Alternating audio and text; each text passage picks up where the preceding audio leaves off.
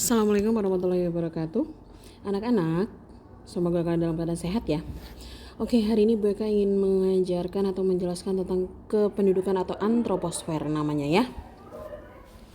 Oke, antroposfer. Antroposfer itu apa sih BK? Antroposfer itu ada artinya kependudukan.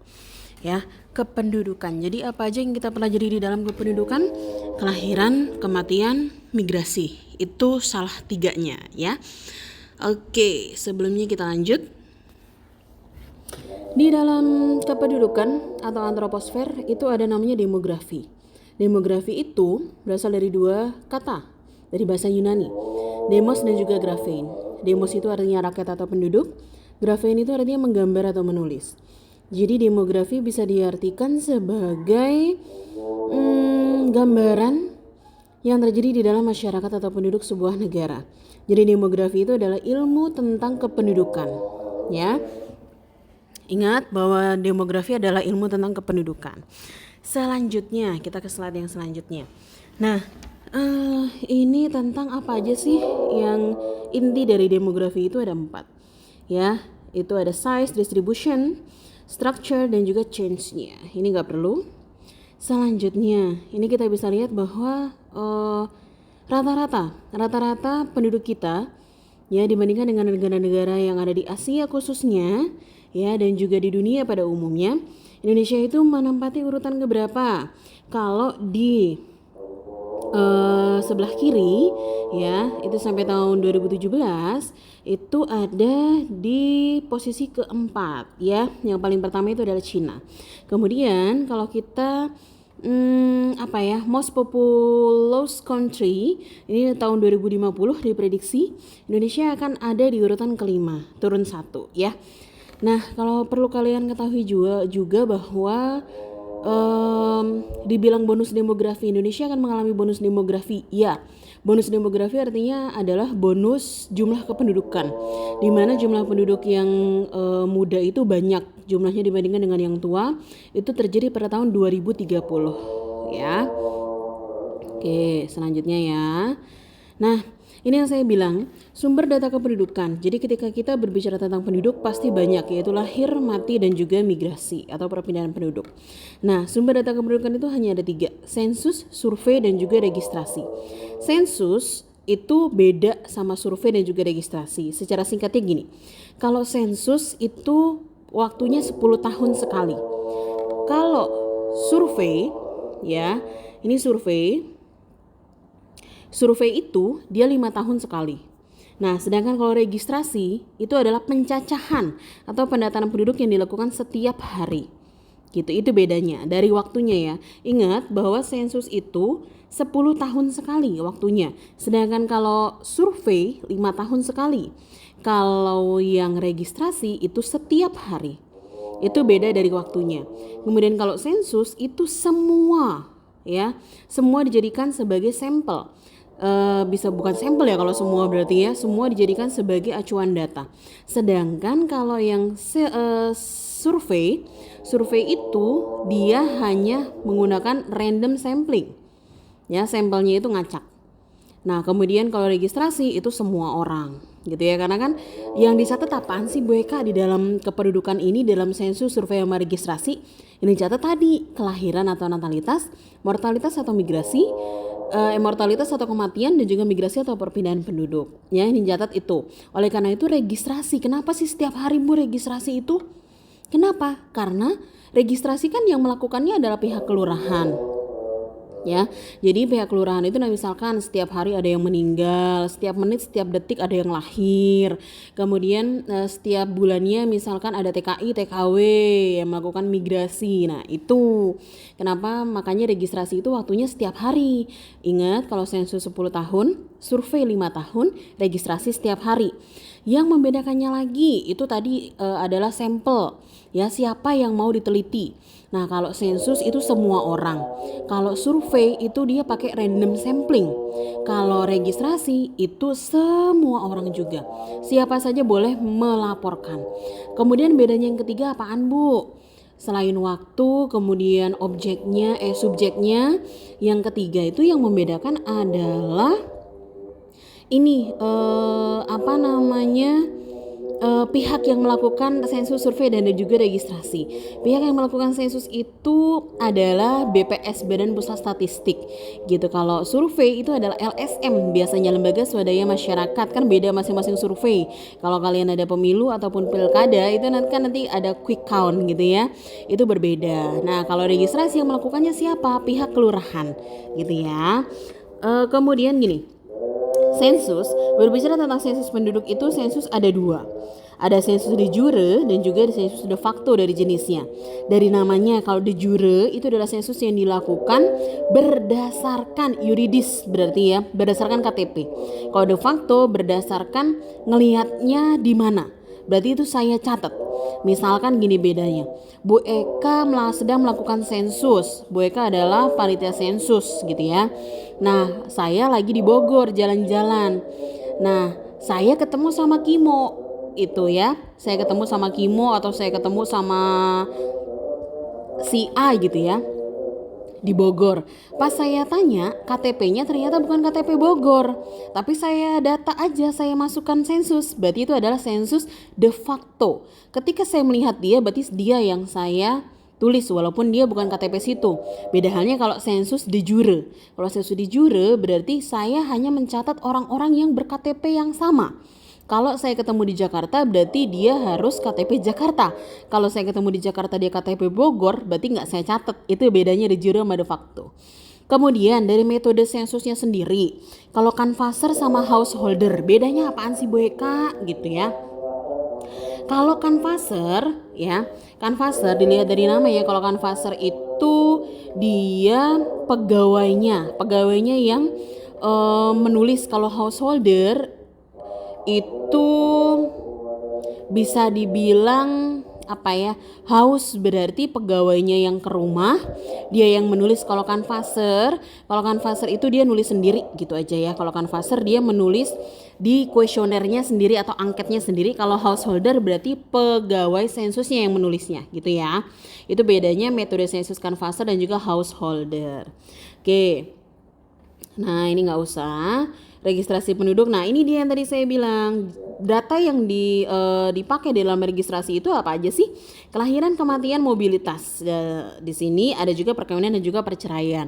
Oleh karena itu registrasi waktunya adalah setiap hari ya. Oke, kemudian komposisi penduduk. Komposisi penduduk kita bisa lihat dari laki-laki dan perempuan ya, jenis kelaminnya. Nah, kita berbicara tentang jenis kelamin, selain laki-laki dan perempuan pasti nggak ada dong. Selanjutnya adalah piramida penduduk. Piramida penduduk ini adalah sebuah bentukan grafik yang berisikan susunan penduduk menurut umur dan juga jenis kelamin. Oke, piramida penduduk itu ada 3. Ada ekspansif atau piramida penduduk muda, konstruktif atau piramida penduduk tua, dan stasioner atau piramida penduduk sedang. Ya, kembali lagi ke sini. Di dalam demografi atau antroposfer ya, kita ngomonginnya demografi kan ilmunya, antroposfer kan itu adalah lapisannya. Nah, di dalam piramida penduduk itu nanti ada penggolongan usia ya, usia dan juga jenis kelamin. Menurut dari usianya ada 3 golongan, yaitu golongan muda, golongan dewasa, dan juga golongan tua. Golongan muda itu 0 sampai 14 tahun, golongan dewasa 15 sampai 64 tahun, golongan tua adalah 65 tahun ke atas gitu ya, ingat ya. Oke, kalau piramida penduduk muda atau disebut dengan ekspansif bentuknya segitiga, menggambarkan negara berkembang seperti Indonesia, India, Nigeria. Kemudian di sebelah kanan kalian itu adalah piramida penduduk tua atau konstruktif. Ya, piramida konstruktif bentuknya itu seperti sarang tawon. Atas bawah harusnya kecil, tengahnya itu besar. Kenapa? Karena kalau kalian bisa baca di situ di bab PDF antroposfernya, kalian akan tahu ciri-ciri piramida ekspansif, konstruktif, dan juga stasioner. Ya. Oke, piramida penduduk tua atau konstruktif itu di negara-negara yang maju seperti Amerika Serikat, kemudian adalah Jepang ya, dan juga Inggris. Nah, kalau piramida penduduk sedang itu adalah piramida yang menunjukkan keseimbangan. Bisa jadi tidak ada pertumbuhan penduduk sama sekali. Bedanya piramida penduduk sedang atau stasioner ya dengan piramida penduduk tua ya. Oke, saya ralat ya. Piramida penduduk muda bentuknya seperti segitiga atau limas. Piramida penduduk tua itu bentuknya seperti nisan. Oleh karena itu, dia mengindikasikan kematiannya itu banyak. Oleh karena itu bentuknya seperti nisan gitu ya. Sedangkan piramida penduduk sedang itu dia bentuknya seperti sarang tawon ya. Ingat-ingat, kalau piramida penduduk muda dia bentuknya seperti segitiga. Piramida penduduk tua dibentuknya seperti nisan sehingga kematian banyak. Kemudian piramida penduduk sedang bentuknya itu atas bawahnya kecil, tengahnya itu besar, seimbang. Lahir mati seimbang, tua muda seimbang. Bahkan yang membedakan antara sedang dan tua itu kalau sedang pertumbuhan penduduknya bisa 0, berapa persen statis. Beda sama piramida penduduk tua ya. Oke, negara-negara piramida penduduk sedang ini adalah negara-negara maju juga, tetapi berbeda. Ya, majunya di sini itu pada pertumbuhan penduduknya itu bisa dibilang 0, berapa persen dalam setiap tahunnya. Contohnya itu adalah Jerman, ya, negara Jerman. Oke, kita lanjut. Oke, ini adalah rumus-rumus di dalam antroposfer. Salah satunya adalah seks rasio. Seks rasio adalah yang menunjukkan jumlah laki-laki dan juga perempuan. Dilihat di situ jumlah laki-laki dibagi dengan wanita dikalikan dengan 100. Ya, dependensi rasio atau angka beban ketergantungan, dia rumusnya usia dari non produktif. Usia non produktif itu adalah usia muda ditambah dengan usia tua dibagi dengan usia produktif. Usia produktif itu yaitu 15 sampai 64 tahun dikalikan dengan 100. Ingat, lihat lagi usia non produktif itu yang ini. Usia non produktif itu adalah usia muda dan juga usia tua, di mana dengan indikator bahwa yang muda berarti memang belum bekerja karena memang kan 0 sampai 14 tahun, sedangkan golongan tua itu lebih dari 65 tahun, berarti kan memang mereka waktunya sudah istirahat dan juga pensiun. Oleh karena itu yang produktif hanyalah golongan dewasa yaitu 15 sampai 64 tahun. Itu ya, kalian membedakannya. Oke, ini yang tadi saya bilang, faktor penyebab dinamika kependudukan itu hanya ada 3. Fertilitas, mortalitas, dan juga migrasi. Fertilitas itu adalah kelahiran, mortalitas itu adalah kematian, migrasi itu adalah perpindahan penduduk. Ini lihat, pertumbuhan penduduk alami ada pertumbuhan penduduk total ya. Jadi kalau rumus di pertumbuhan penduduk alami dinamakan dengan alami karena hanya lahir kurangin mati saja. Sedangkan kalau total, lahir kurangin mati ditambah imigrasi dikurangin emigrasi. Imigrasi tahu ya, perpindahan penduduk masuk ke dalam negara, emigrasi perpindahan keluar dari negara tersebut. Gitu. Lihat di sini ada contohnya, bisa dipelajari. Selanjutnya, kalau yang ini nggak usah, kalian cuma cukup lihat saja, gitu ya. Kemudian, selanjutnya ini, kenapa sih orang-orang banyak yang pro dan juga anti natalitas, pro anti mortalitas, pro dan anti migrasi? Ya, jadi gini. Pronatalitas itu artinya yang mendukung kelahiran. Antinatalitas itu artinya yang menghambat kelahiran.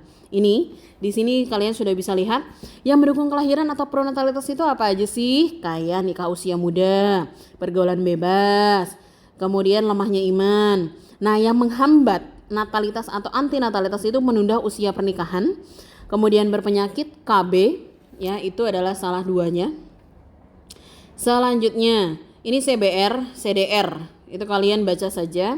Kemudian mortalitas ini adalah angka kematian ya. Tingkat kematian itu ada skalanya, ada rendah, sedang dan juga tinggi. Oke. Ini juga kalau kematian ada pro dan juga anti, yang mendukung dan juga yang menghambat. Ini bisa pakai logika. Selanjutnya migrasi. Migrasi itu adalah perpindahan penduduk dari suatu negara ke negara lain ya.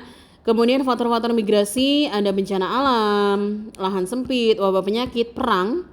Kalau migrasi itu dia ada faktor penarik dan juga pendorong. Perpindahan dari satu negara ke negara lain bisa, perpindahan dari satu daerah ke daerah lain yaitu dari desa ke kota, gitu ya. Kalau pendorong itu berasal dari kota. Kalau pendorong berasal dari desa, kalau penarik berasal dari kota, gitu ya. Dilihat di sini faktor-faktornya. Kalau pendorong berasal dari desa itu dia ada bencana alam, lahannya sempit, wabah penyakit, perang, kemudian upah minimumnya rendah. Kalau faktor penarik berasal dari kota, kota upahnya tinggi, penghidupannya layak, lapangan kerjanya luas, gitu ya. Ini mobilitas penduduknya nggak usah. Ini lebih ke mobilitas itu adalah gerak atau perpindahan penduduk dari suatu tempat ke tempat yang lain. Ya, dalam jangka waktu tertentu. Faktor yang mempengaruhinya ini. Oke, ya. Selanjutnya, yang paling penting sih itu, ya. Oke, kalau gitu Bu Eka akhiri saja ya. Terima kasih untuk perhatiannya. Wassalamualaikum warahmatullahi wabarakatuh.